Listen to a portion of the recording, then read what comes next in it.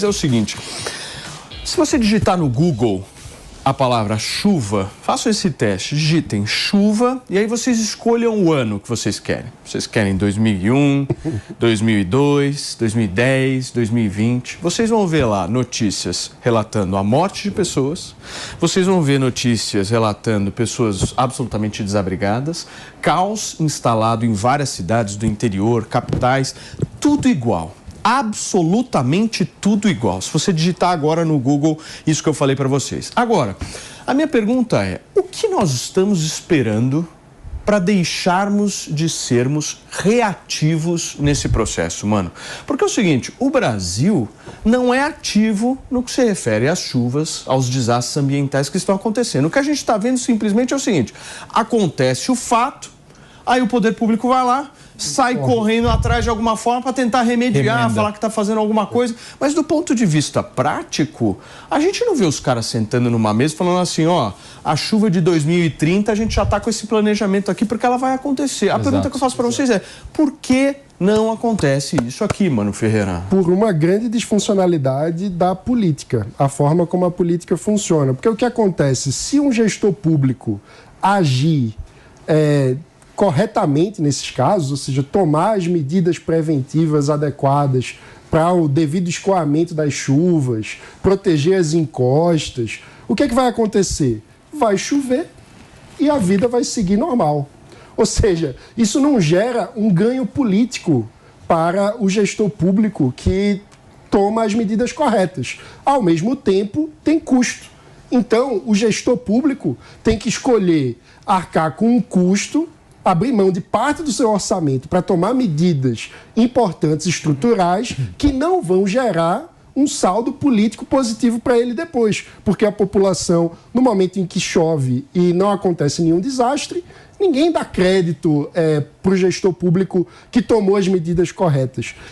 Então, acaba que acontece isso. A gente só lembra das chuvas no momento do desastre. Quando choveu, as medidas já não foram tomadas e a população arca com as consequências. Maninho, esse vídeo que a gente está exibindo aqui, bem ao seu lado na imagem, agora com a tela cheia, é um vídeo absolutamente inacreditável que todos nós vimos aí nas redes sociais. Se você ainda não teve acesso, a gente está tentando te mostrar aqui, de uma cena de uma mulher simplesmente em trabalho de parto, tendo que ser socorrida com um bote, né? Um bote. Assim, um bote salva-vidas, andando no meio de uma rua alagada e a mulher parindo. É uma cena, assim, inacreditável de você parar para pensar o seguinte, nós somos absolutamente despreparados no que se refere a isso, né? Nós somos muito despreparados. E aí o que acontece? Você pega, nós estamos olhando o Rio de Janeiro, né? Rio de Janeiro é uma cidade grande, uma capital, relativamente bem mais estruturada do que cidades menores. Mas alagamentos também acontecem no interior. Por muitas vezes são muito mais fortes do que os que acontecem na capital. E aí o que acontece? Os caras vão lá e culpam o prefeito.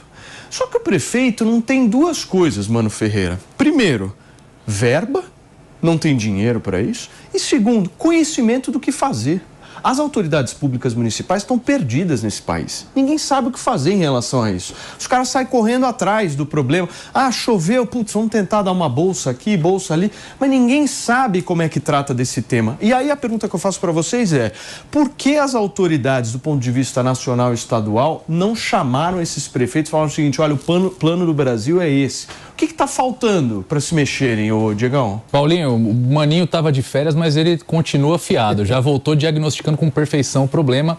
E a resposta à tua pergunta é exatamente o que ele disse. É a falta de um traquejo dessas autoridades para diagnosticar o problema e adotar a solução que de fato resolve.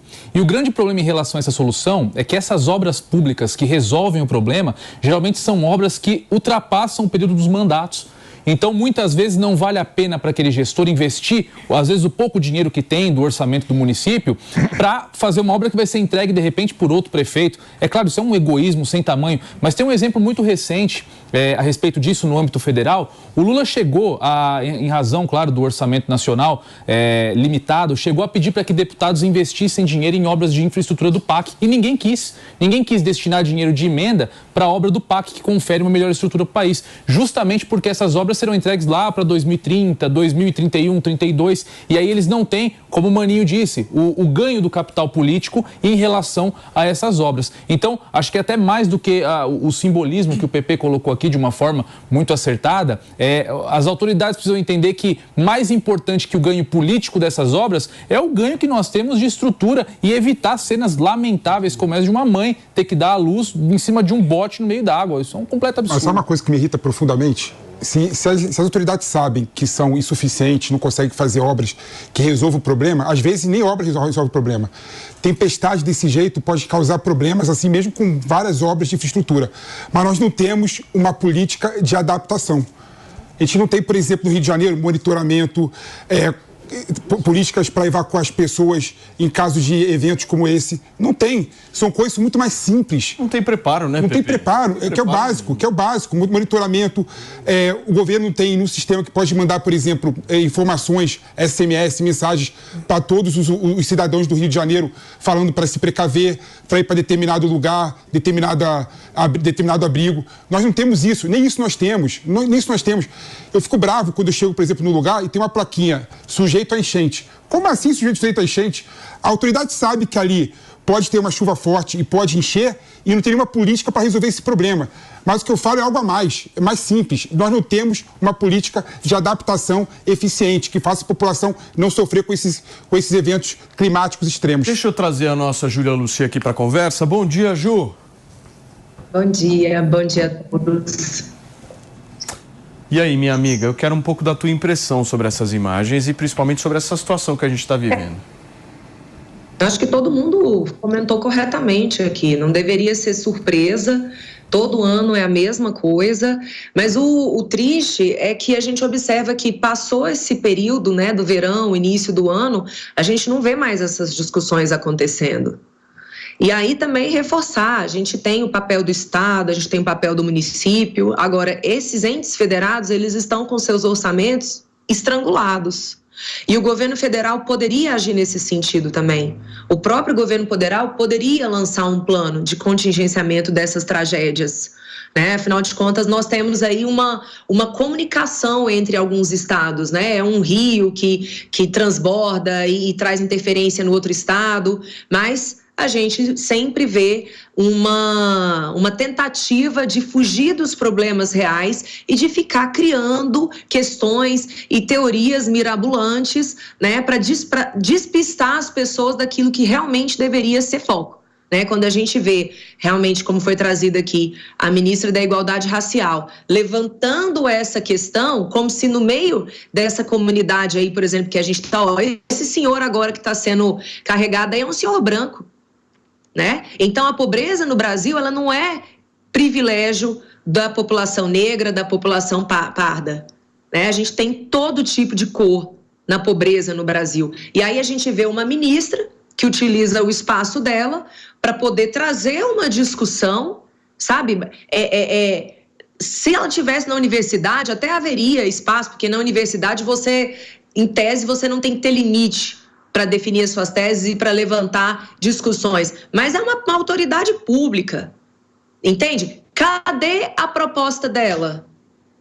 O racismo ambiental, ok, querida. E aí? Você sabe que eu não entendi o que é. Se alguém puder, por favor, traduzir para mim, o que seria o racismo ambiental climático? É uma expressão horrível, é coisa de acadêmico que afasta mais as pessoas do que comunica. Mas a intenção é dizer o seguinte, que nesses casos de eventos climáticos extremos, as populações que mais sofrem, em geral, são as mais pobres. E no Brasil, e aí eu vou precisar discordar da Júlia, apesar de haver brancos pobres, é claro que a maior parte dos pobres são negros. Então o recorte aí seria que medidas como, enfim, a falta de medidas para evitar problemas ambientais graves como esse, que causam danos para a população mais pobre, acabam tendo um efeito racial também, ou seja, aqueles que mais sofrem com esses problemas são os negros. Mas sabe o que eu acho? Eu acho que assim, a esquerda no Brasil, isso é no mundo todo, não só do Brasil, mas no Brasil, falando do Twitter dela, É impressionante como quer levantar a ideia do identitarismo para toda a discussão. Exato. Então força racismo climático, racismo... Fica forçado, né? Então, assim, mais afasta do que... Não existe essa possibilidade de colocar essa pauta identitária em todos os assuntos, né? O que atrasa a esquerda no Brasil e no mundo é exatamente essa pauta identitária por si só. Então ela quer lacrar para a parte da esquerda falando esse termo identitário que não significa absolutamente nada. Ninguém conseguiu entender, ninguém conseguiu traduzir o que ela falou numa linguagem mais clara. Ela quis lacrar na rede social pro grupo dela. Lógico. Ela quis colocar ideologia num tema, meu amigo, que afeta direita, esquerda, centro, pra frente, pra trás, ainda afeta mais qualquer um. O tweet dela não traz proposta nenhuma para resolver. Então ela tá só lacrando mesmo. Ela tá lacrando e dizendo, olha, eu que sou ministro da Igualdade Racial, tenho a ver com isso também. Então tá puxando o problema pro colo dela. Racismo climático se ela tem a ver com isso, quais são as medidas concretas que o ministério dela tá tomando para lidar com essa situação? Porque não pode ser ir pro Twitter falar termo acadêmico. Agora, Ju, você ficou orgulhosa do PP? Demais! Eu, PP? Começou a semana bem. Mas ele é muito razoável. Eu acho que ele, inclusive, é muito injustiçado. Olha só. Defendeu, hein? É mesmo. Que semana, hein, PP? Justiça por PP. É a nova hashtag desse programa. Nossa, comecei minha segunda-feira boa agora, viu? Volta do Maninho e esse elogio da Julinha. Mas tem toda a razão mesmo, né? Igual o Mano falou. E aí? Você quer introduzir um conceito novo? Afinal de contas, você é acadêmica. Aliás, ela é acadêmica, ela nunca foi outra coisa, né? E mesmo assim, ela faz parte de um conselho de uma hidrelétrica. O salário dela chega a mais de 80 mil por mês, né? Lembrando que foi ela, a pessoa assessorada por uma pessoa, né, que fez um comentário extremamente racista quando a ministra foi assistir a um jogo de futebol e teve a sua assessora dizendo que a torcida do Flamengo é safade, né? Então, cria um tensionamento constante na população brasileira, numa intenção o tempo inteiro de colocar branco contra preto, preto contra branco. Isso não ajuda em nada. E assim, é óbvio que nós temos, na maioria da população brasileira pobre, a população negra. Sabemos disso. Próximo passo. O que vamos fazer? As propostas que a gente tem que ter são muito claras. Todo mundo sabe aqui. É saneamento básico para todos, é creche para todos. Porque se a gente começar a atribuir os sofrimentos sociais à cor, gente, a gente não sai do lugar. E principalmente num país tão miscigenado como o Brasil. Eu, muitas vezes, tenho muita dificuldade de classificar se a pessoa seria preta, se a pessoa seria branca, se a pessoa seria parda. Eu tenho certeza que essa dificuldade é a mesma para a gente que está aqui no estúdio. Então, não é essa a chave. Esse tensionamento que, infelizmente, esse governo provoca o tempo inteiro não é producente, não ajuda, desvia o foco, porque nesse momento a gente gostaria de estar vendo aqui. Tudo bem, governo federal, ministra, o que vocês vão apresentar? O governo federal, por exemplo, vai encaminhar alguma verba vinculada aos estados e municípios para essas obras? Não, a gente não viu nada.